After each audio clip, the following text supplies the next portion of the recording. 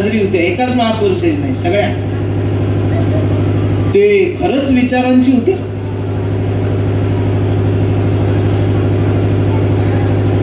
अजिबात फायदा.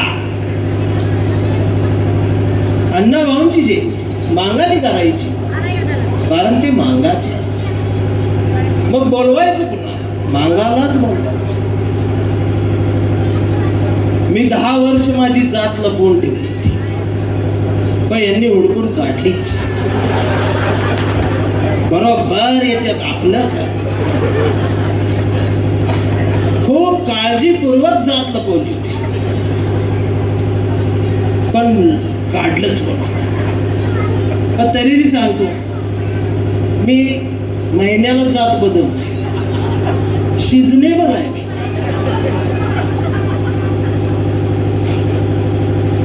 ज्या महापुरुष जयंती मी त्या जातीचा असतो. या महिन्यात मी मागच.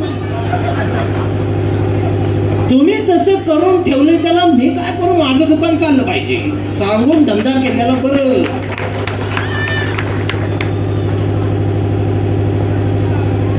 काय घेतले आम्ही? अण्णाभाऊंना, बाबासाहेबांना, फुल्यांना, छत्रपती शिवाजी महाराज. दंगा जरा बंद करा. कार्यक्रमानंतर जेवण आहे का? अच्छा, तरीच एवढं मन लावून आहे काय?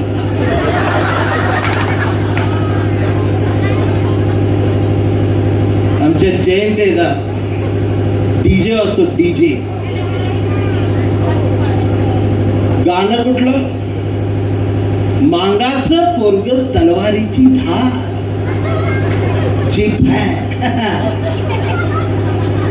याचं बन्याल फाटलेलं असते, इकडं हात घालून असं काढ. मी तलवारीची धार कट्टर कट्टर होत कुठं जाते? 302, 307 दंगलीत, नाहीतर 420 नो जामीन. गावाकडची 2.5 एकर एकूण जामीन मिळतो, तोपर्यंत याची तलवार गंजते.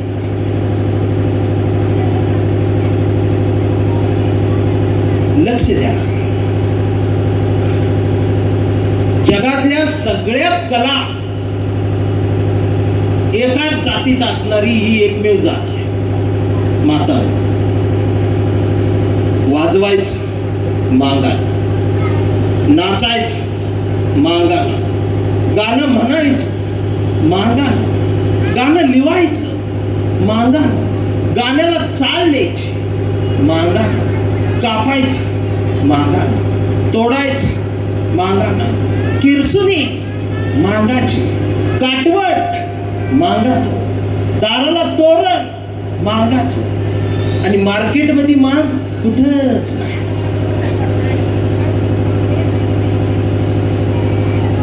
आम्ही आमचा ब्रँड होऊच दिला नाही आम्हाला.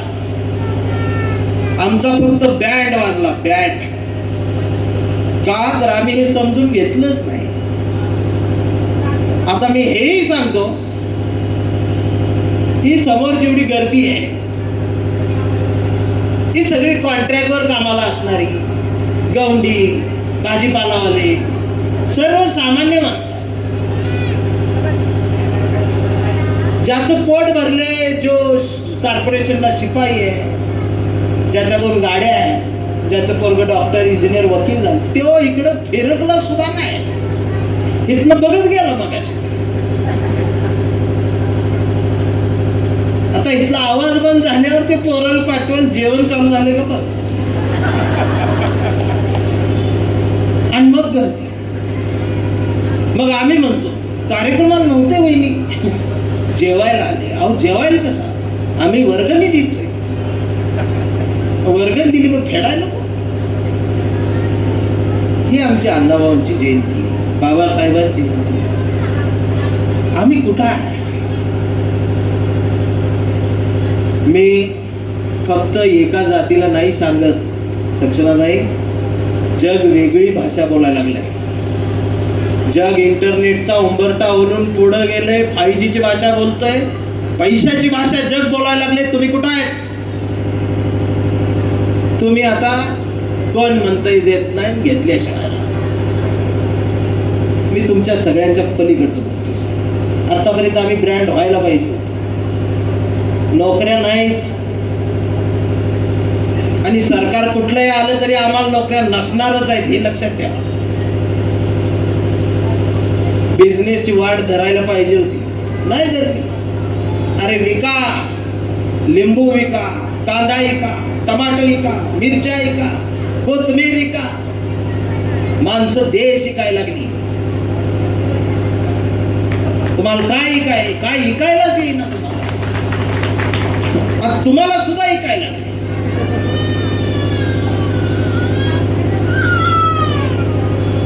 घेऊन जा. घेऊन जा बाळाला. जगण्याची गणित जगाची बदललेली आहेत. जग विज्ञानाची भाषा बोलतंय आणि या सिस्टीम मध्ये आम्ही कुठंच नाही. आम्ही एकमेकांच्या महापुरुषांना शिव्या देण्यापर्यंत गेलोय.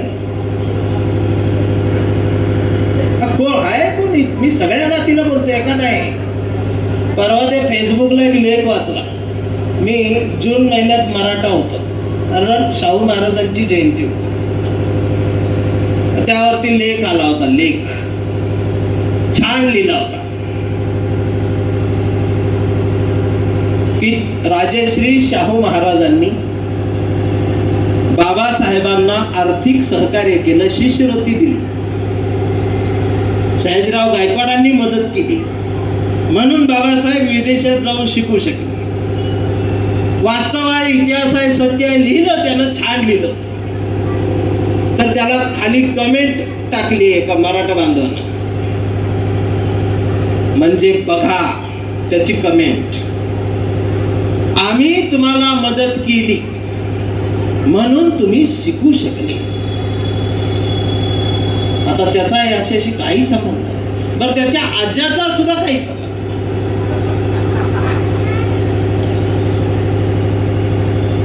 आणि त्याला खाली रिप्लाय दिला कांबळेनं,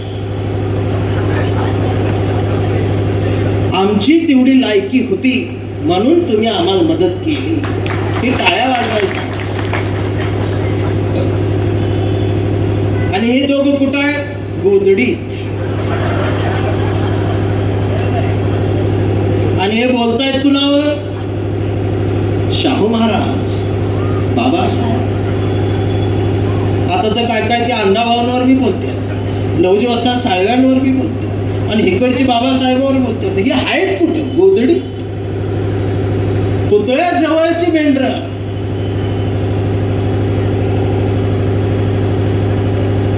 कोण हाय? कोण तुम्ही? काय लोकांना तर वाटतंय बाबासाहेब आमचीच. काय संबंध तुमचा? आरक्षण दिलेले बाबासाहेब, ह्याच्या पलीकडचे बाबासाहेब यांना माहित आहेत का नाही असा प्रश्न पडलाय मला आता. ते त्या वटवृक्षाची फांदी आहे. ही व्यापक जागतिक वटवृक्ष आहेत बाबासाहेब. प्रॉब्लेम ऑफ रुपीज वाचल्यानंतर कळतं बाबासाहेब काय. नद्या जोडणारे बाबासाहेब. हे एक वेगळं झाड, अण्णाभाऊंचं साहित्यातलं वेगळं झाड. येते ती काहीतरी 2 क्वार्टर टाकून लागली भांडणं. आणि असं बोललं मला मारते. आणि मी रोज मार खाते म्हणून मी काळा पडतो.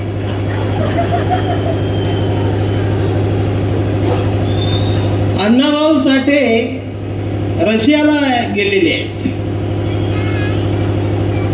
आणि अण्णाभाऊंच्या खिशाचं पेन रशियामध्ये हरवलं. आणि अण्णाभाऊंच्या ते लक्षात आलं आणि अण्णाभाऊंनी तिथल्या एका अधिकाऱ्याला सांगितलं की माझं पेन हरवलं, ते कुठं सापडलं तर जरा बघा आणि मला आणून द्या. त्या अधिकाऱ्याचा बीपी वाढला, तो काळजीत पडला. कारण एका लेखकाचं पेन हे किती महत्वाचं आहे आणि लेखणीची किंमत काय असते हे त्या देशाला माहिती आहे. तुम्ही टाळ्या वाजवला याचा अर्थ या देशाला ती किंमत नाही. मी न बोलता तुम्ही ते सांगितलं. बराच वेळ पेन शोधलं अण्णाभाऊंचं, सापडलं नाही. भारतामध्ये जसा the times of India paper निघतो, वर्तमानपत्र भारतभर, त्यावेळेला निघत होतं, तसं रशियामध्ये, संपूर्ण रशियामध्ये द टाइम्स रशिया निघायचं वर्तमानपत्र. तर तिथल्या गव्हर्नमेंटनं रशियाच्या त्या वर्तमानपत्राच्या पहिल्या पानावर बातमी दिली की भारतातून आलेले लेखक अण्णाभाऊ साठेंचं पेन आपल्या देशात हरवलंय.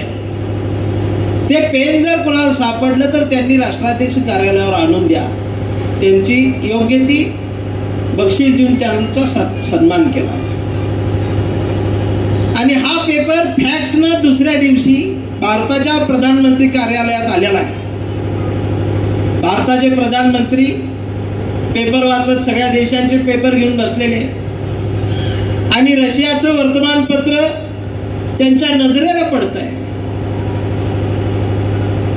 आणि बातमी वाचतात. ते भारताचा एक लेखक रशियामध्ये गेलाय, त्याचं पेन हरवलंय आणि रशिया सारखा मोठा देश बातमी देतोय पेन शोधून द्या म्हणून. देशाचे प्रधानमंत्री पंडित नेहरू आहेत, बाजूला उभ्या असणाऱ्या पीएला बोलवत आहेत, पेपरची बातमी बघून त्याला विचारतायत, हु इज अण्णाभाऊ साठे? अण्णाभाऊ साठे कोण आहे? ते आधी तिकडे माहित होते, मग इथं माहित झालं. आणि आता विचारलं तर आमच्या पोराला विचारा, फकीरा लिहिली ती अण्णाभाऊ, एवढंच माहिती आहे.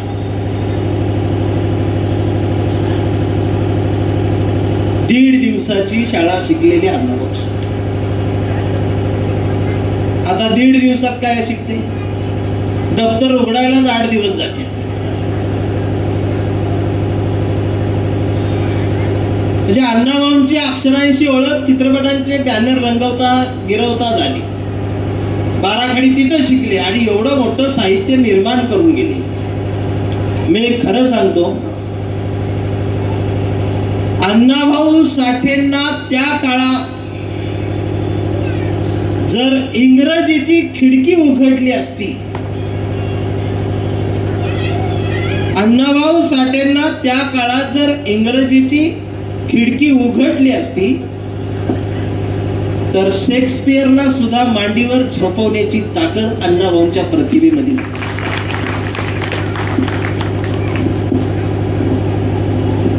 या वर्षी अण्णाभाऊंचा जन्मदिवस 1 ऑगस्ट हा लेखन प्रेरणा दिन म्हणून साजरा व्हायला सुरुवात झाली. त्याबद्दल मी सरकारचं अभिनंदन करतो. पण सरकारला हे विनंती करतो की आता अण्णाभाऊंना भारतरत्न पण मिळाला. परवा मी हे मुंबईतल्या कार्यक्रमात बोललो, अण्णाभाऊंना भारतरत्न द्या. आणि त्याच्या तिसऱ्या दिवशी माझी सभा इकडे खानदेशात होती. तर अण्णाभाऊंना भारतरत्न दिले द्या म्हणणारी मागणी मी केल्यानंतर इकडे माझ्या विरोधात आंदोलन आणि मला काळे झेंडे दाखवले. काळे झेंडे मला.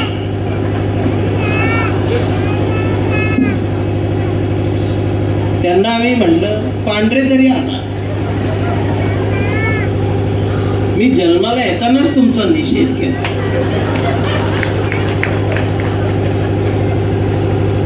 मला एकाने विचारलं, म्हणले अण्णाभाऊंना भारतरत्न कसा काय द्यायचा? पुस्तकं लिहिली म्हणजे काय भारतरत्न देता येतं का? साहित्य लिहिलं म्हणजे काय भारतरत्न देता येतं का? त्यांना माझा एकच प्रश्न आहे, सचिन तेंडुलकर धाकटा मेवणा का थोरला मेवणा आहे? बॅटबॉल खेळणाऱ्याला भारतरत्न दिला जातोय, मग अण्णाभाऊंना नाही द्यायचा? अरे अण्णाभाऊ गेल्यानंतर सुद्धा ही उपेक्षा, जिवंत असताना अण्णाभाऊंनी काय भोगले मी या भोगतोय आज, मला जाणवत आहे, रडतोय मी ते वाचून. अण्णाभाऊ साठेंचे मित्र कोल्हापूरला राहायचे प्राचार्य पी.बी. भोसले, बहुतेक आहेत ते अजून. त्यांनी लिहिलेला आहे, अण्णाभाऊ साठे कोल्हापूरला जायचे त्यांच्याकडे 4-4 दिवस. आणि एकदा असंच कोल्हापूरला असताना अण्णाभाऊ साठे आणि भोसले सर त्या कोल्हापूरच्या रस्त्यावरून सकाळी फिरत बाहेर पडले होते. तर मराठी साहित्यातल्या फार मोठ्या समीक्षिका नाव असलेला देशपांडे मॅडम त्या कोल्हापूरमध्ये त्या दिवशी येणार होत्या. साहित्य संमेलनामध्ये परिसंवाद होता आणि त्यानिमित्त सहर्ष स्वागत म्हणून त्यांचे बॅनर लागले होते. भोसले सरांनी ते बॅनर पाहिले आणि म्हणाले, साठे सर आज परिसंवाद आहे, ऐकायला जाऊया.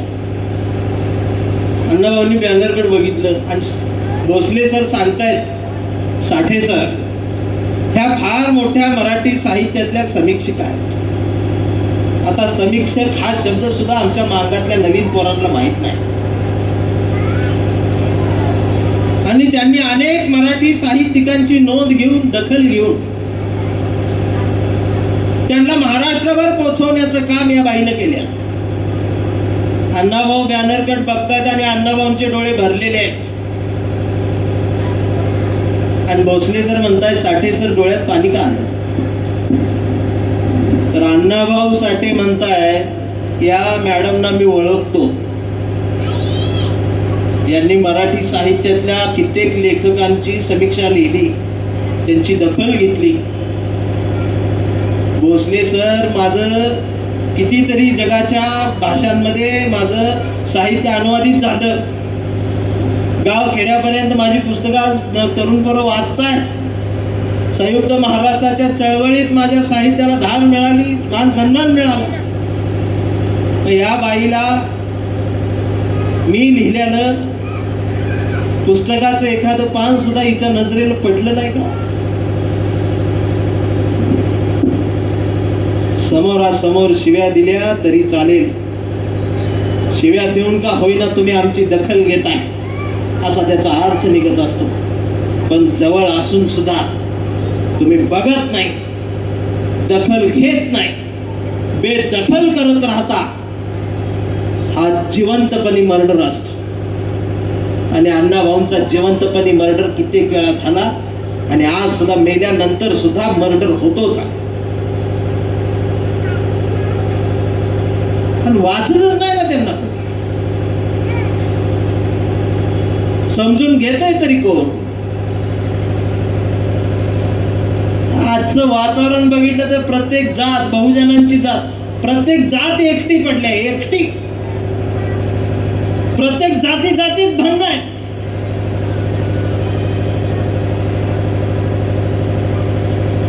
आणि ती कुठं आहे?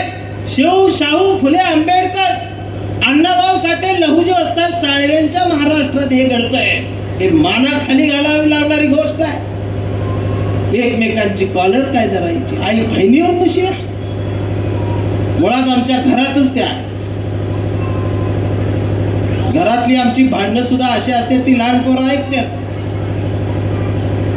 आणि मग 20 वर्षानंतर त्यो आमची आई काढतोय. शालेय अभ्यासक्रमामध्ये सुद्धा स्मशानातलं सोनं नावाचा अण्णाभाऊंचा धडा होता. त्या धड्यानंतर अभ्यासक्रमात अण्णाभाऊ नाहीत. आम्ही पुस्तकं तर आणूनच देत नाही. आणि एवढा मोठा प्रतिभावंत साहित्यिक जयंतीमध्ये डीजेवर मिरवणुकीत नाचवण्यासाठी वापरला जावा, मतांसाठी वापरला जावा, जातीच्या अस्मितेसाठी वापरला जावा. कोण आहेत अण्णाभाऊ? काय लिहितायत अण्णाभाऊ? ही अवेळेला तेव्हाही आताही. म्हणून मी म्हणत असतो, शिरवाडकर, मर्डेकर, पाडगावकर, साने, लेले, नेने, साठे आणि माटे यांच्या आधी वाटेगावचे अण्णाभाऊ साठे उभे केल्याशिवाय मराठी साहित्याचा उंबरठा ओलांडता येणं शक्य नाही. हे ठणकावून सांगण्याची भूमिका आमची असली पाहिजे. हे नसते मांगाचं पोरग तलवारीची धार. परवा जर एका कार्यक्रमाला गेलो होतो, बॅनर लावले, अण्णाभाऊ इकडे, वरती सगळे महापुरुष, मध्ये माझा फोटो, प्रमुख व्याख्या ते खाली सगळे डाकू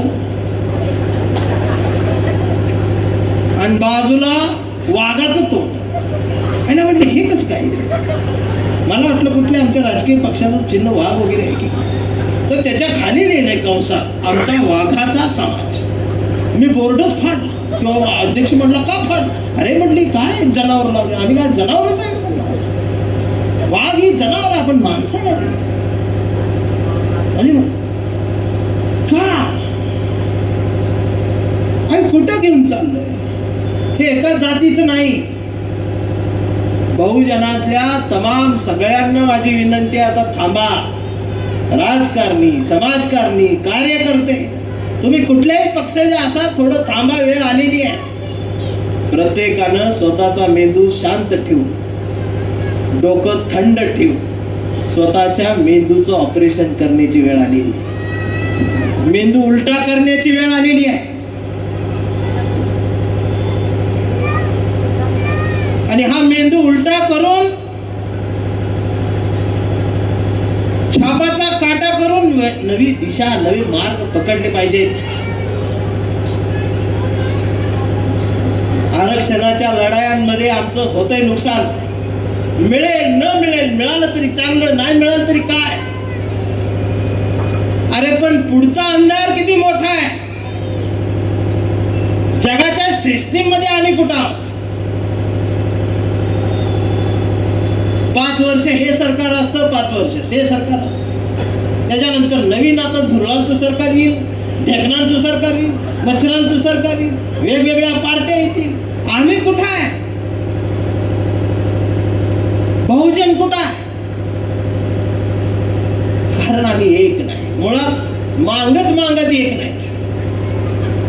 परवा आमच्या एका मांगाच्या भावानं त्या एका गावात पंचायत समितीची झाडं पडली होती वादळात, तर त्याची लाकडं त्या ओळखीन त्याला मिळाली.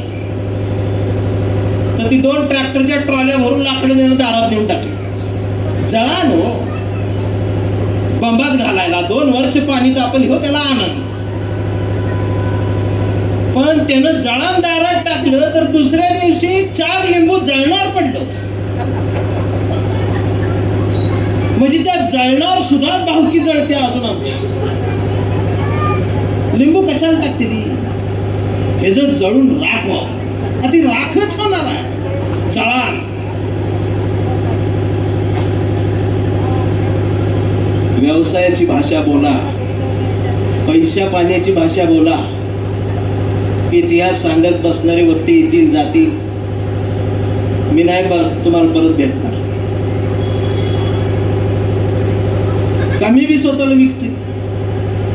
माझं मस्त चाललंय सध्या. सांगून धंदा आहे. विका. अरे पैशा पाण्यात मोठं व्हा. कधीतरी पेपरात बातमी बघायला मिळू दे मला. झोंबाडे, कसबे, कांबळे, गायकवाड 80,000 कोटींचा घोटाळा अटक. तिकडं कवटे मंकाळ मध्ये फटाकड्या वाजवी. काय आमच्यात घोटाळा केला? हा, त्याचा जयंतीच्या वर्गणीत मार 100 आणि मार 200 याचा घोटाळा, आणि त्याच्यावर वर्षभर जिवंत.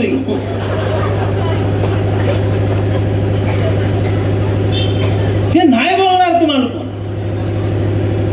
आमच्या माय मावल्यांचं काय आहे? धुन भांडीच करताय त्या. हे घर धरायचं, ते घर धरायचं, दिवस राबायचं.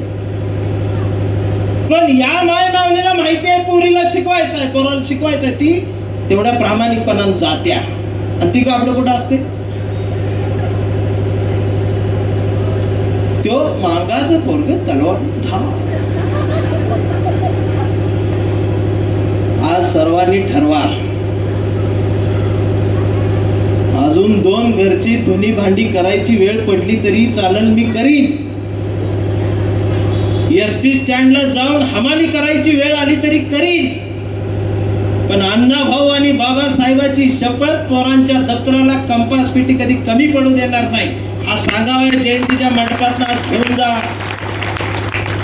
आता कोणतरी म्हणेल शिकून कुठं नोकरी आहे, शिकून काय करायचं, हे लय निगेटिव्ह आमच्या, आणि यालाच आमोज पॅटर्न म्हणते.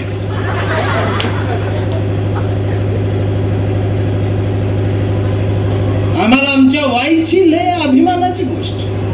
आमची वाय आमची वाय करत आम्ही लय काय काय करून बसलो. असतं असं संख्या खूप आहे. शिकून काय करायचंय, कुठं नोकरी आहे, जयंती अशीच का केली, वक्ताच कशाला बोलवला, कवीच का बोलवला, कवयित्री नव्हती का, मंडप का घातलाय, माणसं का बसवल्या, असंच का तसं, असं निगेटिव्ह बोलणारी लय वाढल्या. त्यात माझा एक मित्र होता असाच निगेटिव्ह, कायम माझ्याकडे यायचा आणि मला म्हणायचा कविता उभीच का लिहिली, आडवी का नाही लिहिली, भिंत सरळच काय, वाकडी का नाही, कायम निगेटिव्ह आडवं. आणि नेमकं त्याचं नाव विकास होतं, आणि हा विकास कायम आडवा यायचा. एक दिवस तो माझ्याकडे आला आणि मला म्हणला मला लग्न करायचंय, माझ्यासोबत मुलगी बघायला चल. मी म्हटलं मला वेळ नाही, तुझं तू जा. तर मला म्हटलं तूच सोबत चल. म्हटलं मीच का? तर म्हटला तू सोबत असलास की मला पसंत करते, म्हणून मी त्याच्या सोबत गेलो. तर मुलगी विदर्भामध्ये होती. आम्ही रेल्वेने गेलो. तर रेल्वे ते खिडकीजवळ बसलो होतो. पश्चिम महाराष्ट्र संपला, खानदेश संपला, विदर्भ सुरू झाला, यवतमाळ जिल्हा. आणि त्याने खिडकीतून बाहेर बघितलं, शेती दिसायला लागली, रानं दिसायला लागली, रानात सगळा कापूसच विदर्भात. आम्ही आजपर्यंत सगळा ऊस बघितलेला, ह्याला कापूस दिसला. आयुष्यात पहिल्यांदा त्याने एवढा कापूस बघितला आणि त्यानं माझ्या डोळं वटाळून बघितलं. म्हटलं एवढ्या कापसाच काय करायचं. मी म्हटलं आपल्याला काय करायचं, तूच पण ती बाहेर बघायचं, कापूस दिसायचा, माझ्यावर ओरडायचं कापसाच काय करायचं. मी ती खिडकीच बंद केली. आम्ही त्या मुलीच्या दारात आलो तर त्या मुलीचे वडील पण तिकडचे शेतकरी होते. त्यांनी पण रानातला सगळा कापूस आणून दारात ठेवला होता. तिथं मी ह्यो कापूस बघून म्हटलाच एवढ्या कापसाचं काय करायचं. यार म्हटलं तुला काय करायचं. आणि आत बसलो, मुलगी समोर आली, चहा झाले, पोहे झाले. आणि त्या मुलीचा चुलता आम्हाला म्हटला मुलीला काय विचारायचं असेल तर विचारा. तर यानं बाहेर चौकटीतून वाकून बघितलं, कापूस दिसला. म्हटलं ती जाऊ दे, या कापसास काय करायचं त्या आधी सांगा. मग त्यांच्या लक्षात आले याची रेंज गेल्या. आम्हाला हाकलून दिली.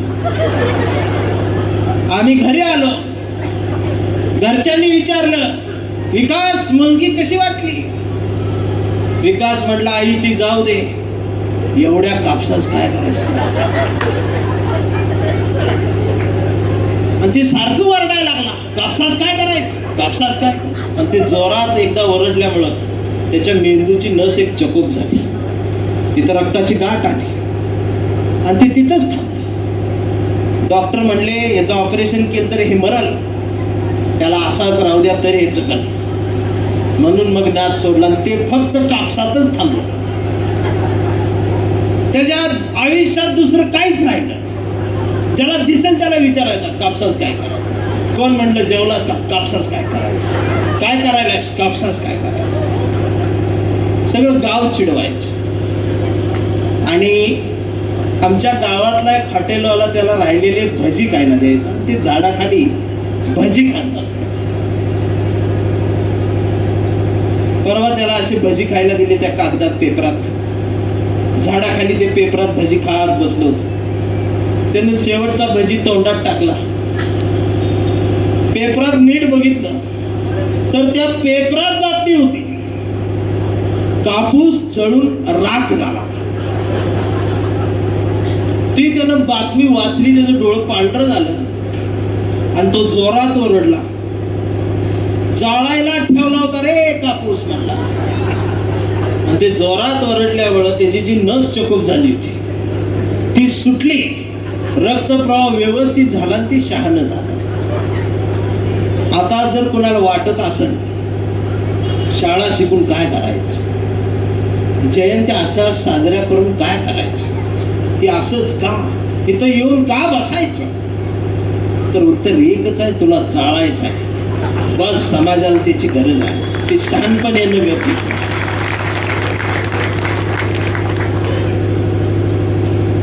ही शहाणपण नसल्यामुळं बॉम्ब आहे.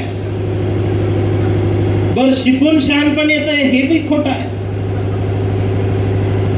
ही समोर जेवढी बसली आहे खळखळून हसत्यात, आणि जे खळखळून हसते ती कधीच जातीवादी नसते. जो कधीच हसत नाही तो जातीवादी असतो. हसा, तुम्ही सगळे हसा, मला तोंड बघून मला बोलू वाटलं पाहिजे. आपलं गाव हसलं तरी देव एवढंच वाटतं, आरा जाते जगला कशाला. एकदाच आहे रे आयुष्य. काळाच्या पटलावर तुम्ही आम्ही कोण नसणार आहोत, या येणाऱ्या पिढ्या आहेत. मला सांगा, त्या मारवाड्याला कुठला महापुरुष आहे? तो मारवाडी कुणाची जयंती करतोय? अरे पण मार्केटमध्ये सगळीकडे मारवाडी आहे. तुम्ही जे दुष्काळ पडल्यावर तुमचा आजा गाव सोडून पुण्यात आला ना, तुमचं घर इकून, तिथं मारवाड्यानं मॉल बांधलाय गावाकडं. जाऊन बघा. काय खाऊ म्हणून प्रश्न पडलेले आपले पूर्वज इकडं आले, ती माती सोडून तिथं मारवाड्याचं स्वीटचं दुकान आहे. आता ते ऑगस्ट महिना आला, पिवळे झेंडे खपतात, त्याला माहिती आहे. जुलै मध्येच तयार ठेवले ते, विकत आम्ही घेतलं एप्रिल मध्ये निळं झेंड. आम्हाला विकायला कधी लक्षातच आलं नाही. आम्ही काय विकणार? पत्र गावाकडे राहिलं, भावकीत वाटून आले 2 गुंठ, त्याच्यासाठी पण अजून भाऊ बोलत नाहीत. या बॅनरवर सुद्धा नजर आहे. जयंती संपल्यावर ह्यो माझ्या हाताला कसा लागला. तुम्ही म्हणजे एवढं खोल कसं बोलताय? कारण कधी काळी मी सुद्धा तिथंच मी बी असं बॅनर पळवलेलं आहे. पावसाळा सुरू असतो, हे बॅनर म्हणतो आता पत्र्यावर टाकायला, घर गळतंय. आता हे घरकुल आहे तुम्हाला, पण बरीच भावकी अजून आहे ना तिथं. आयुष्य गळायला लागले. तुम्हाला वाटतंय तुमची पोरं डॉक्टर होतील? बरं, आरक्षण मिळालं, सगळं झालं, तरी होय 40 लाख रुपये भरून वेगळी बॅच आहे. या वर्षी कळलं आम्हाला.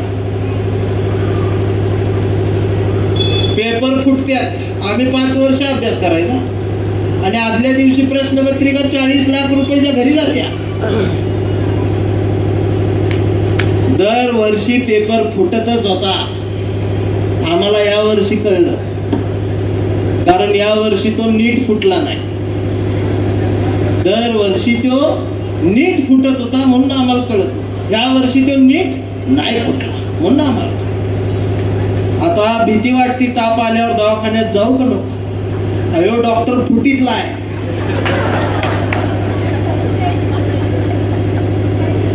तुम्ही बघा, 10-12 वर्षापूर्वी पेशंट आजारी पडलं तर ॲम्ब्युलन्स घरी यायची गल्लीत आणि पेशंटला घेऊन जायची YCM DY पाटील, आणि मग 4-5 दिवस उपचार व्हायचे आणि पेशंट चालत घरी यायचं. मग सगळं पै पावलं पारले घेऊन बघायला जायचं.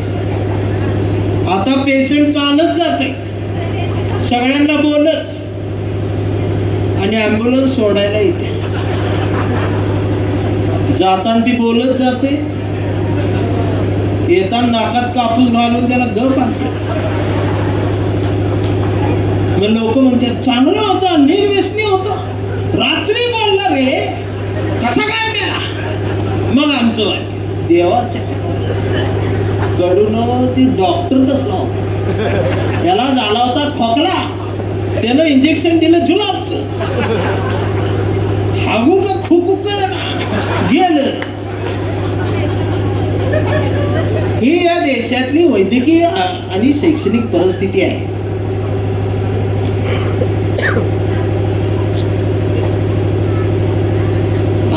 आम्ही मरण्यासाठी आहे, नको,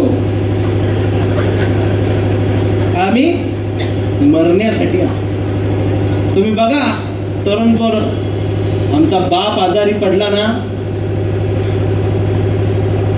बाप आमची आई आजारी पडली, आम्ही काय करतो? घरातल्या सगळ्या पेट्या कपाट गटरीवर सोडतो. कशाला? आयुष्यमान कार्ड कुठं आहे, आधार कार्ड कुठं आहे? आणि मग मारुती दादाला फोन, मारुती भाऊ योजना कुठल्या कुठल्या दवाखान्यात का? बापाला अटॅक आला. मग रिक्षा, मग बापाला न्यायची, तिथं बेड नाहीत, ICU नाही, व्हेंटिलेटर नाही. मग कार्यकर्त्या, मारुती भाऊ कसं करू? मारुती भाऊ ह्याला फोन कर, त्याला फोन कर. बेड मिळेपर्यंत बाप गो, बाप जातो. परिस्थिती बदला.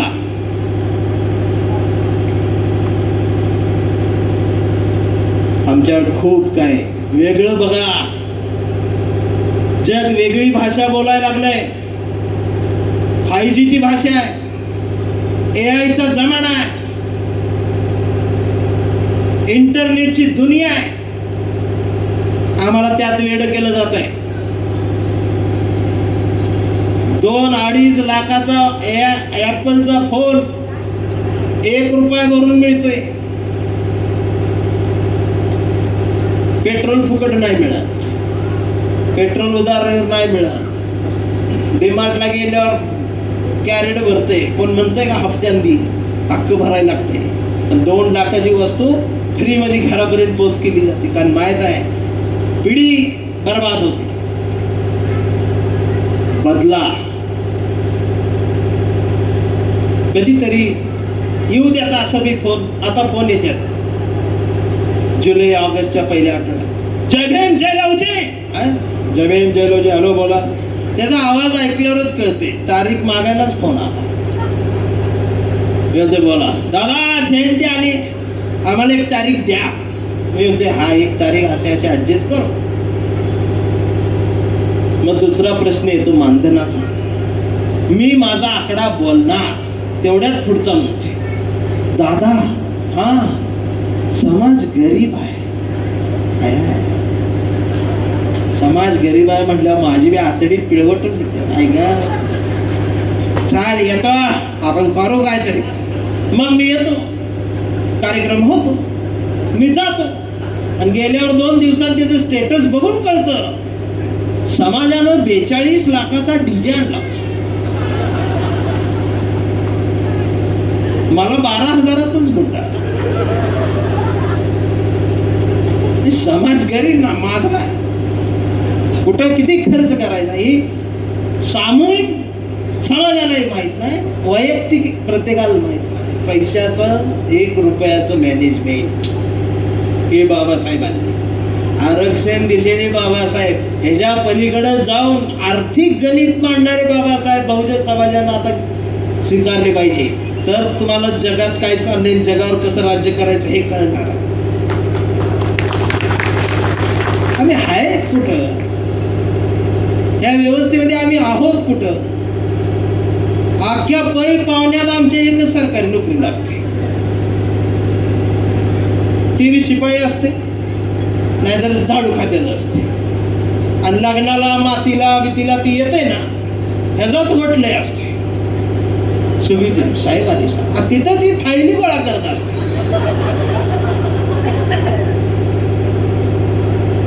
पण इथं जातीत आल्यावर तो वेगळाच सफारीच घालून येते.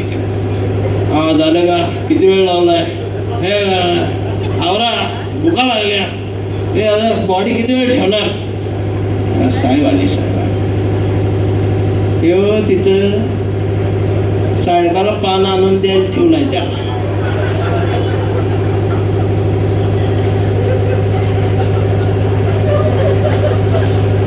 ही परिस्थिती आहे आणि आमच्यासाठी तो साहेब आहे. आमच्या बायकाई स्वप्न काय, पोराला एवढं झाड खात्यात लागलं तर 4 वेळा यांना मला जाऊन येईन ग. काय स्वप्न आहे तेच. म्हणून परड्या रोज पुसत्या काय तर पोराला झाडू खात्यात लागलं. कुठलं बघता. 1 लाख रुपये ज्याला पगार आहे त्याला वाटतं मी बादशाह आहे. अरे याच पलीकडच्या गल्लीत 1 लाख रुपयाची 3 दिवसाला शॉपिंग करणारी मॅडम राहत्या आणि आपल्या समोर कुत्र्याला ताकद घेऊन जात्या आणि आपल्याकडे बघून नाक मुरडत्या. म्हणजे तिच्यासाठी कुत्र्यापेक्षा बी आपण खालचा आहे आणि आपल्यापेक्षा कुत्र तिला वास्तव आहे. आणि तिचं कुत्र हगलं मुटल्यावर काढायला आम्हाला ठेवलंय. तिनं 6,000 रुपये पगार दिला.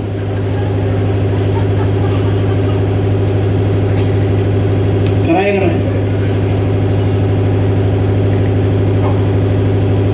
आणि हे आमचं एखादं बघते, ते कुत्र बघते, ती मॅडम बघते, ह्यो काय मनात म्हणते, ती कुत्र मी असतो तर बरं झालं असतं.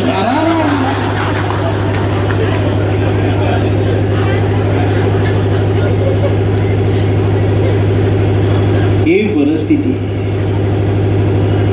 असलं कोण बोलणार भेटणार नाही. अण्णाभाऊंचं साहित्य, अण्णाभाऊंची प्रतिभेची उंची काय आहे हे थोडक्यात सांगतो. कुणाला भुका लागल्या असल्या तर उठा. पण अण्णाभाऊंना वाचल्यानंतर HD कॅमेऱ्यानं फोटो काढावा आणि 3D पिक्चर बघावा असं चित्र डोळ्यासमोर उभं राहतं. तुम्ही वाचून बघा तरुण पोरांनी. आणि एवढं वाचून पण जर तुम्हाला नाही दिसलं पिक्चर, नाही दिसलं चित्र, तर समजून जा आपणच दरिद्री आहोत. यात अण्णाभाऊंची काही चूक नाही. एखादा असतो रात्रभर वाचत बसून सकाळी मला फोन करून म्हणेल काहीच दिसलं नाही, तू का खोटं बोललास. आता त्याची लायकी द्या, मी त्याला काय. पण आडाण्यातल्या आडाण्याला सुद्धा पिक्चर दिसतो एवढा अण्णाभाऊ सरळ लिहितात. अण्णाभाऊंची फकीरा कादंबरी तुम्हाला सगळ्यांना माहिती आहे आणि ती ते माइलस्टोन आहेच. अण्णाभाऊ ते खूप उंचीचं लिहून गेले. अण्णाभाऊंची एक डोळे नावाची कथा आहे, ती मला फार आवडते. डोळे म्हणजे एखाद्या साहित्यिक काय लिहू शकतो, कुठल्या जगात लिहू शकतो. अण्णाभाऊंची ती कथा मला आवडते. अशा वेगळ्या कथा अण्णाभाऊंच्या मला खूप आवडतात. या डोळे नावाच्या कथेत गीता नावाची नायिका अण्णाभाऊंनी उभी केली. गीता. आणि ती गीता एवढी सुंदर आहे, तिचे डोळे एवढे सुंदर आहे. अण्णाभाऊ त्या डोळ्यांचं जे वर्णन करतायत, मला वाटतंय जगातल्या कुठल्या साहित्यिकाला एवढं सुंदर वर्णन दुसऱ्या लेखकान कोणाच केलेलं असेल. एवढं सुंदर वर्णन अण्णाभाऊ तिचं करताय. तिचं लग्न झालेलं आहे, तिचा संसार सुरू आहे, ती सुंदर आहे, तिचे डोळे सुंदर आहे. आणि ज्या पुरुषाकडे बघेल, ज्या पुरुषाकडे बघून त्याला बोलेल, त्या प्रत्येक पुरुषाला असं वाटतंय की ही गीता माझ्या प्रेमात आहे, कारण तिचे डोळे जेवढे बोलके आहेत. आणि तिच्या या सुंदरतेचा त्रास तिच्या नवऱ्याला जास्त होतो. म्हणून नवरा सतत तिच्यावर संशय घेतो, संशय घेऊन सतत मारहाण करत असतोय. पण बिचारी रामाच्या सीतेसारखी पवित्र मनाने संसार करत असते. आणि तिचाच एक दीर तिच्या अब्रूवर हात घालण्यासाठी टपून बसलेला. त्याचं टपून बसणं सुद्धा अण्णाभाऊंनी किती छान रेखाटलं. प्रत्येकाच्या मनातली लपलेली वासना अण्णाभाऊ किती सहजपणाने कागदावर उतरवतो. आणि एक दिवस तिचा नवरा घरी नसताना, गीता घरी एकटी असताना हत्ती तिच्यावरती झेप घालायला तिच्या घरात प्रवेश करतो. त्याच्या मनात चाललेलं वादळ तो उघडं करतो. तिला स्पर्श करू पाहतो. ती गयावया करते, विरोध करते. तो तिला म्हणतो दुसरीकडे राहायला जाऊ, तुला राणी सारखी ठेवी, तुझ्या सुंदर डोळ्यावर जीव ओवाळून टाके. पण ती विरोध करते. आणि तेवढ्यात तिचा नवरा घरात येतो. नवरा आल्याला बघून तो मागच्या दारानं पळून जाते. तिची पाठमोरी आकृती नवऱ्याला दिसते. आणि आजवर मनात चुकचुकत असलेली शंकेची पाल आता घट्ट घोरपडी सारखी काळजाला पिळा घालून बसते. तो चिडतो, तिला बेदम मारहाण करतो.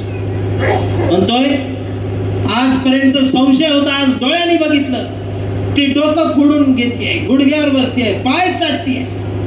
मी रामाच्या सीतेसारखी पवित्र आहे. माझ्या शरीराला तुझ्याशिवाय आजपर्यंत कुणी स्पर्श केलेला नाही. माझ्या मनाच्या कुपीत सुद्धा तुझ्याशिवाय दुसरा कुणीच नाही. माझ्यावर संशय घेऊ नकोस. पण तो ऐकत नाही, कारण थोड्याच वेळापूर्वी कुणाला तरी घरातून जाताना बघितलंय. ती गयावया करते. आणि मग तेव्हा तो म्हणतो, त्या काळात त्या विशाळगडावर एक प्रथा होती, खरं खोटं करायची. तिथे एक पुजारी बसायचा, चूल पेटवायचा, आणि त्या चुलीवरती कढई असायची, आणि कढईमध्ये तेल उकळत असायचं. तुम्हाला बऱ्याच लोकांना माहीत असेल. आणि तिथं जाऊन त्या आरोपीला उभं केलं जायचं, आणि त्या तेलात हात घातला जायचा, सांगायला जायचं. आणि हात घातल्यानंतर तो जर खरा असेल तर हात भाजणार नाही, तो जर खोटा असेल तर हात भाजून वर येत होता. असा न्यायनिवाडा करणारा तो पुजारी होता. याचा अर्थ तो त्या काळातला तिथला जज होता. आणि हा नवरा म्हणतो की चल, देवाच्या माणसाकडे चल, देवबाबाकडे चल, पुजाऱ्याकडे चल, खरं खोटं करू, त्याचाही विश्वास आहे. आणि मग गीताला तो ओढून घेऊन येतोय विशाळगडाच्या पायथ्याशी. कढईजवळ उभं केलं जात आहे. पुजारी बसलेला आहे, गर्दी गोळा होते. हा सांगतो काय खरं खोटं करायचं आहे. सगळे तिच्याकडे रागाने बघतात. कर खरं खोटं, चल, घाल तेलात हात. गीता तेल बघतीये, जाळ बघतीये, चूल बघतीये. आणि आजपर्यंत त्या तेलातनं कुणाचाच हात नीट वर आलेला नव्हता. हा विज्ञानाचा नियम आहे. गीताच्या लक्षात आलं, मला माहिती आहे मी खरी आहे, पण या तेलात हात घातला तर हात भाजणारच आहे. आणि हे सगळे मला खोटेच ठरवणार आहे, कारण आजपर्यंत तिथून कुणी जिंकून परत आलेलं नव्हतं.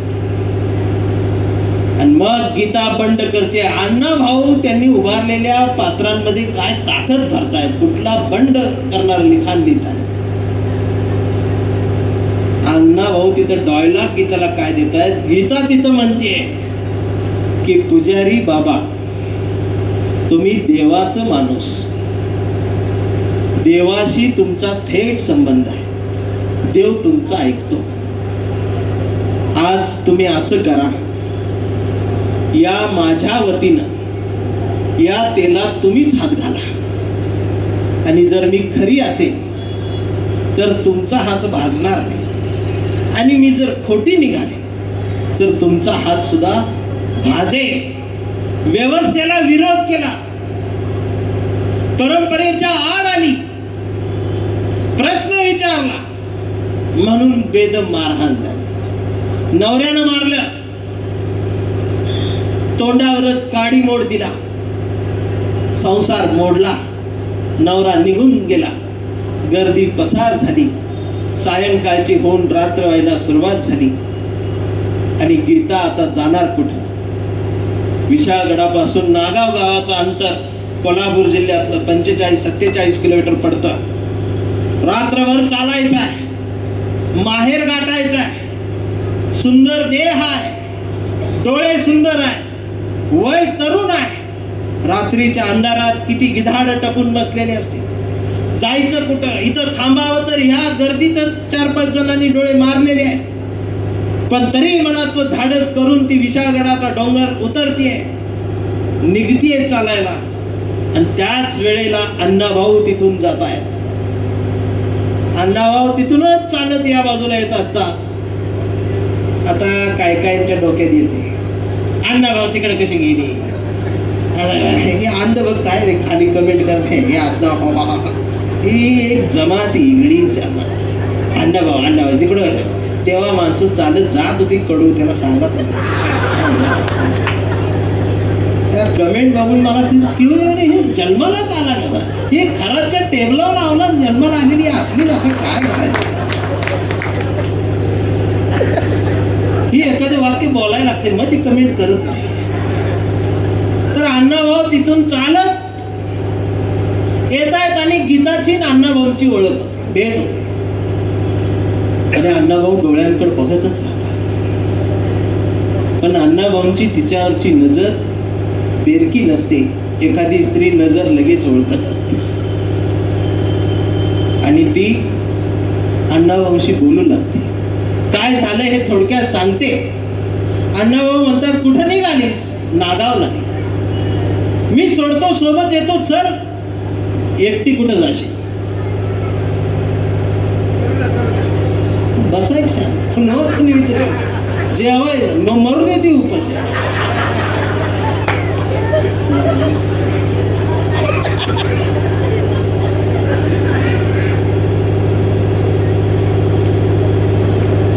ओळख होती, ओळखीचं रूपांतर मैत्रीत होत. आता अनेकांच्या डोक्यात आलं, ओळखीचं रूपांतर मैत्रीच, आता मैत्रीचं रूपांतर. जो ऐकत नव्हता तो ओळखीचं रूपांतर. ही अवलाद जी आली नवीन, ओळखीचं रूपांतर मैत्रीत झालं. पण अण्णाभाऊ तिला बहीण मानतायत आणि ती सुद्धा अण्णाभाऊंमध्ये भाऊ बघते. आणि मग त्या रात्रीच्या अंधाराच्या प्रवासात 1-2 दरोडेखोर तिच्या मागावरते. तो एक थरारक प्रसंग, तोही मला रंगवता येईल, पण वेळ जाईल. आणि सुरू उगवायच्या वेळेला नागाव येतंय. उजाडलेल्या पहिल्या सूर्याच्या किरणासोबत अण्णाभाऊ पुन्हा तिचे डोळे पाहतात. डोळ्यावर सूर्याचं ऊन पडल्यानंतर तिचे डोळे अजून सुंदर दिसतात. अण्णाभाऊ तिला अंगणात तिच्या दारात सोडतात आणि पुढं वाटेगावला निघून जातात. कथेचा शेवट असा आहे, 5-6 महिने गेल्यानंतर अण्णाभाऊ पुन्हा त्या नागावरून कुठंतरी निघालेले आहेत. आणि नागावला आल्यानंतर त्यांना आठवत आहे, अरे ती त्या विशाळगडच्या पायथ्याशी भेटलेली गीता याच घरात सोडली होती. काय पोरीचे डोळे सुंदर होते. बघावं, तिला भेटावं, तिच्या डोळ्यांना पुन्हा एकदा न्याहाळा. आणि मग अण्णाभाऊ तिच्या अंगणात जात आहेत. तर त्या पडवीला एक मुलगी बसलेली आहे, खाली मान घाली घालून, गुडघ्यात हाडं वर आलेली आहेत. आणि अण्णाभाऊ इकडं तिकडं नजरा फिरवतात आणि अण्णाभाऊ आवाज देत आहेत, गीता आहे का? आवाज ओळखला जातो. मान खाली घालूनच ती म्हणते, वाटेगावचा भाऊ आलाय का? 6 महिने संपलेले तरी अण्णाभाऊचा आवाज कानात तसाच. अण्णाभाऊ म्हणतात, गीता ओळखलंस? अगं अशी का मान खाली घालून बसलीस? गुडघ्यात मान का खाली टाकलीस? उठ ना, मान वरती कर, तुझे डोळे पाहू दे. डोळे बघायला आलो होतो, इकडूनच चाललो होतो, घर दिसलं, आठवण झाली. खाडकन गीता मान वर करतीये. अण्णाभाऊंचं काळी चिरून जात आहे. जमीन हादरत्या, डोळे पाणावताय, हुंदकात गाठून येतोय, हातपाय थरथर कापताय. अण्णाभाऊ एकटक बघत राहताय. गीताच्या दोन्ही डोळ्याच्या जाग्याला डोळे नाहीये, 2 भोका आहेत, 2 छिद्र आहेत. पापण्या सहित डोळे गायब आहेत, फक्त भुई आहेत. आणि अण्णाभाऊ म्हणतात, गीता डोळे कुठं आहेत? आणि गीता सांगतेय, सुंदर डोळ्यांनीच घात केला. या सुंदर डोळ्यांनी संशय आला, संशयामुळं संसार मोडला. सुंदर डोळ्यांमुळे नजरा वखवकत राहिल्या. माहेरी आले तर नवऱ्याने टाकून दिलेली बाई म्हणून नजरा गिधाड्यासारख्या चामडीवरती झेलत राहिल्या. हे फक्त डोळे आहे. या सुंदर डोळ्यांबरोबर हे दुःखही एवढं दिलं. म्हणून भाऊ, आबरू वाचावी, शरीराचं लचकं कुणी तोडू नयेत म्हणून मी माझे डोळेच फोडून टाकले. कथा संपते आणि मी विचार करायला लागतो, अण्णाभाऊ साठे कुठली प्रतिभा निघून जात आहे, कुठं काय आम्हाला घेऊन जात आहेत हे या कडूला माहित नाही. ही वाचत नाही ती गाडी.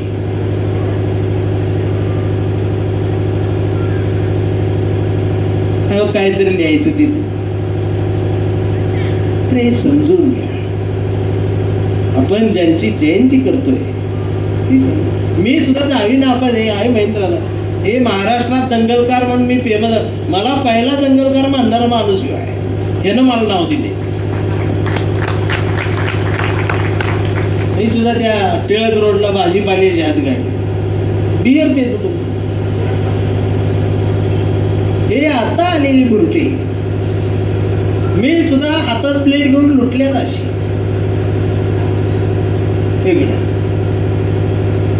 कळत सुद्धा नव्हतं कधी कळत आपला. आता हे व्हायरल झाल्यावर पोलीस आहेत का?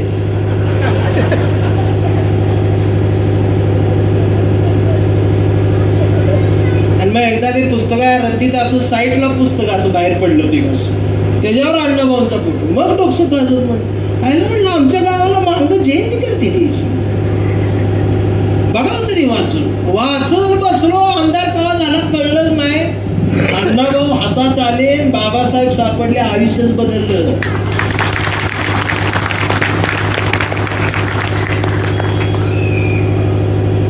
बघा कुठं थांबायचं.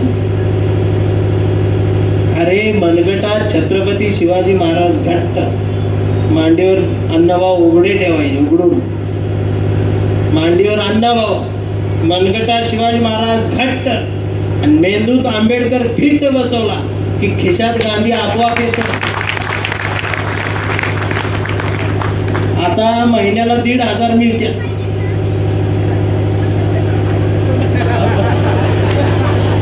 आणि निवडणुकीला 5,000 मिळतात. आणि यांना वाटते हीच सरकारी नोकरी.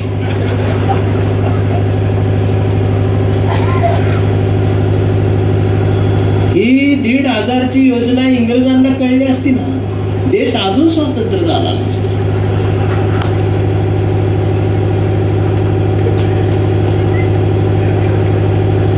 आणि रात्री या आमच्या बहिणी झोपल्या की हो उठून सारखा तिचा मोबाईल बघते, आला का मेसेज आला. खरं किती वेळा विचारतात, रोज विचार. आता काय जण लोक म्हणते कार्यक्रमाला आमच्या महिलांची उपस्थिती कमीच असते, हे सांगा. आणि मग आमच्या बायका सुधारल्याच, आमच्या बायका अजून त्या ह्याच्यात आल्याच, हे म्हणते. मग माझा एक प्रश्न आहे, जयंतीची मीटिंग बसती तेव्हा तुम्हाला बोलवू देत काही? अजिबात. मग कार्यक्रमाला बायका आल्या, मीटिंगला येऊ, कार्यक्रमाला बायका. आता आयोजक म्हणतील हे आता आमच्यावर आलं. लोकशाहीर अण्णाभाऊ साठे जयंती महोत्सव समितीची अध्यक्ष धनगर समाजाची मुलगी ज्या दिवशी होईल त्या दिवशी म्हणू आम्ही काहीतरी शिकलो. डॉक्टर बाबासाहेब आंबेडकर जयंती महोत्सव समितीचे अध्यक्ष एक मातंग समाजाची मुलगी होईल त्यावेळेला आम्ही समजू आम्ही काहीतरी घेतलं. अण्णाभाऊची जयंती, स्टेजवर मांग, पुढं मांग, बोलणारा मांग. मी या महिन्याकरता मांगा, पुढच्या महिन्यात गणित बदलत गेल्यात आणि आम्ही अजून तिथंच आहोत. टू व्हीलरवर जयलवची, तोंडात मावा, चौकात भेटते जय येऊ जे. मला नाही बोलू वाटत, मी बदलून गद्दा आला, मागणा आवाज गद्दा आला. संध्याकाळी कळतं 2 हप्ते राहिल्यात गाडीचं. फायनान्सवाला शोधतोय.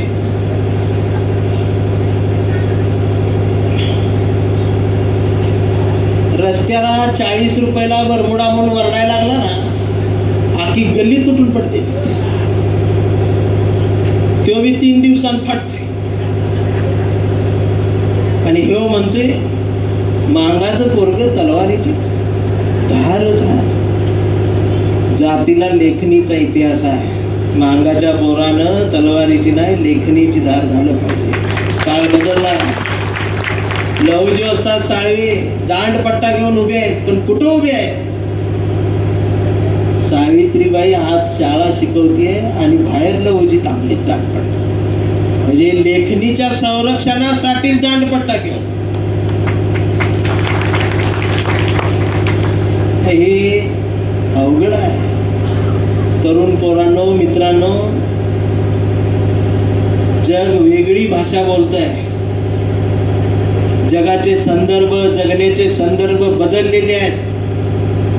2 वेळचं जेवण मिळतंय, 1 टाइम चहा मिळतोय आणि आदनं मधनं नळ्या भेटत्यात.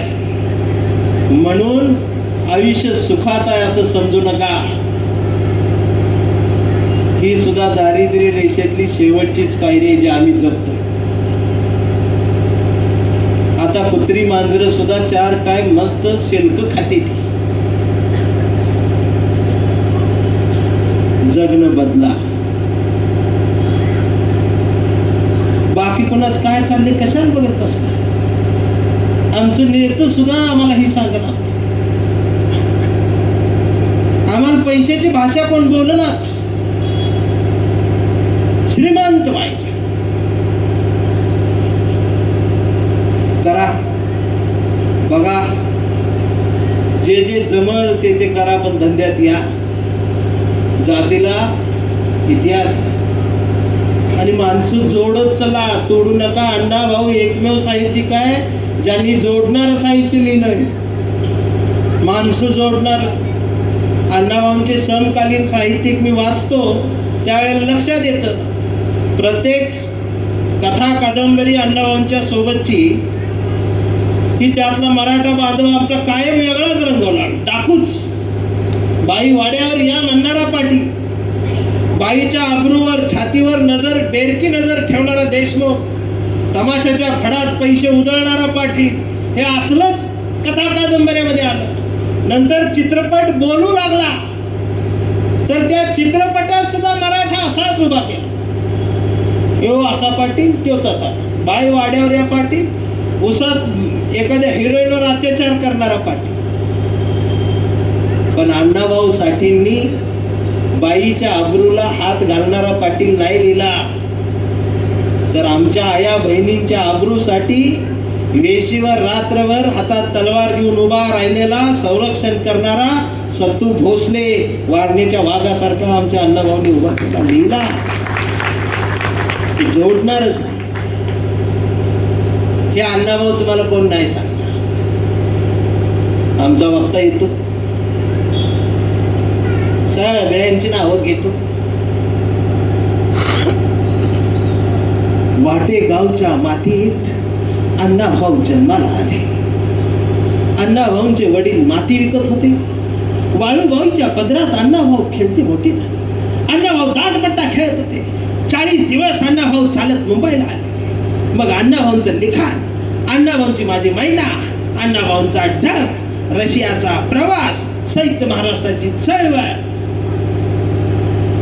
अण्णाभाऊ गेले, मला या ठिकाणी बोलवलं. समाजाचे आभार, द्या पाकिट, मी चाललो. मग पोरं म्हणतात आम्हालाही माहित होतं, कशाला बोल. काय अण्णाभाऊंवर PhD केलेले प्राध्यापक बघितले, त्यांची भाषणं आवर्जून ऐकायला गेलो. भाषण संपत आलं तरी मला कळना ह्यानं नेमकी PhD केली कशा.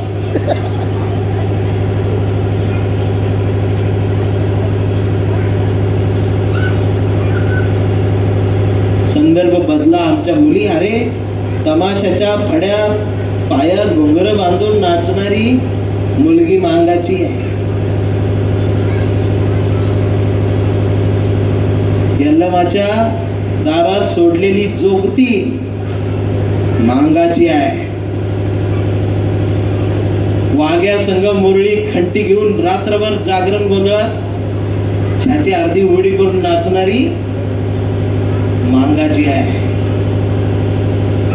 आमच्या आया बहिणी अजून आम्ही यातून सोडवू शकलो नाही आणि गोष्ट करताय मांगाच्या वाईची. आंबूस पॅटर्न लाजा वाटायला पाहिजे.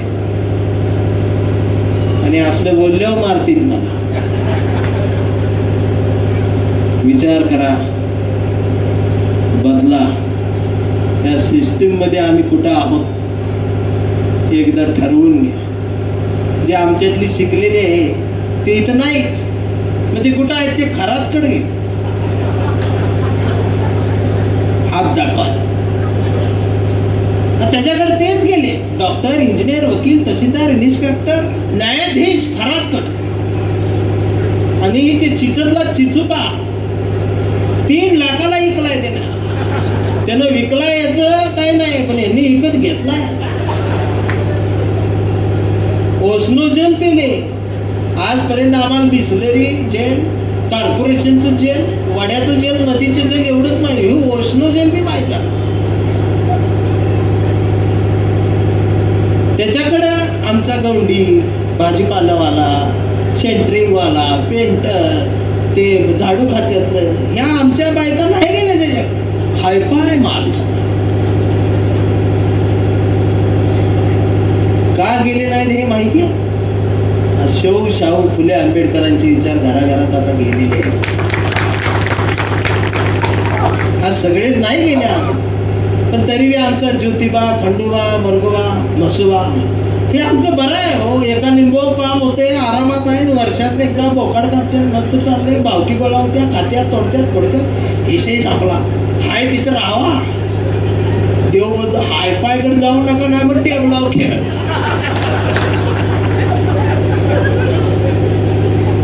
शिकलं की हुकतंय. म्हणून इथं यायचं, म्हणून इथं बसायचं. जगा, मानानं जगा, थाटात जगा, माठात जगा आणि पैशाच्या नोटात बी जगा. काळ बदलत चाललाय. अहो किती पोरं आमची अजून पडलेले, 35-40 वय झाली, लग्न नाहीत. आहे का नाही आपल्या भावकीत 2-4 आहे तीच. आता कितीतरी बायकांचं तोंड काळजीने दिसायला लागलं मला, आणि तिचं बी आहे कोणतरी.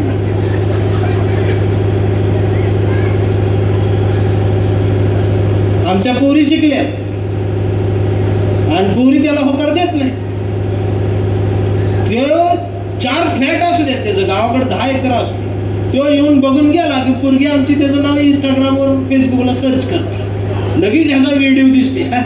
मागाच पोरगे, त्याला पोरगी म्हणते नको पप्पा, पत्र्यात राहील, इथं नको. यानं पुरावा सोडला. आज डिलीट करते सगळी. त्याला आज कळलं लगीन का मोडते. आमच्या मुली हुशार आहेत, आमच्या मुली शिकतायत. तुम्ही चेक करा. तुम्हाला एक मुलगा आणि एक मुलगी असली तरी तुमची पोरगीच 10 पैकी 10 प्रश्नांची उत्तर दी. आणि पोरगं म्हणून बस करे शाळेत शिकवते, तुझा काय संबंध. त्यामुळं पोरींवर लक्ष द्या. यांचं अवघड आहे. यांनी जर अण्णाभाऊंचं, शिवशाहू फुले आंबेडकरांचं बोट धरलं तरच आयुष्यात काहीतरी होणार. कुत्री सुद्धा ऐकायला आली.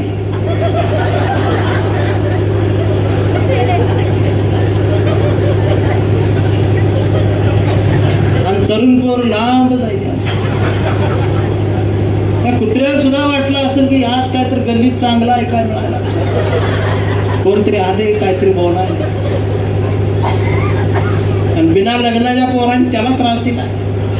ती त्याचा राग कुत्र्यावर काढते.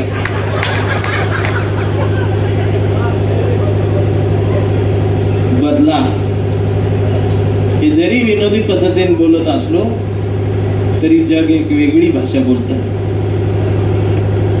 जगाचा थाट बदललेला आहे, दुनिया बदललेली आहे. तेव्हा होय म्हणते ती सुद्धा म्हणते सांग परत परत. आणि ती जग बघते पण आम्हाला जग दिसना, आमचं एकच चाललंय. तयारी करा, तयारी मनाची करा. अण्णाभाऊंचं साहित्य तुम्हाला तिथपर्यंत पोहोचवाल. साहित्य वाचा. बाबासाहेब सापडतो, बाबासाहेबांनंतर फुले सापडतो, छत्रपती शिवाजी महाराज, जगणं सापडलं. आणि आज आम्ही कुठं आहोत हे तुमच्या लक्षात येईल. काळ बदलला आहे आणि आम्ही अजून 40 वर्ष मागच्या दुनियेत आहोत. भीती याची वाटते आम्ही आमच्या घरात उद्याचा भारत मोठा होतोय, त्याला आम्ही कुठल्या भारतात पोहोचवणार आहोत हा एकदा विचार करून घ्या. मी तुमची रजा घेणार आहे पण मला ती कांबळी कविता म्हणायला आवडेल. पण तुमचा सुद्धा 10:30 वाजलं तरी एक हल्ला नाही म्हणजे माज आणि रग लय.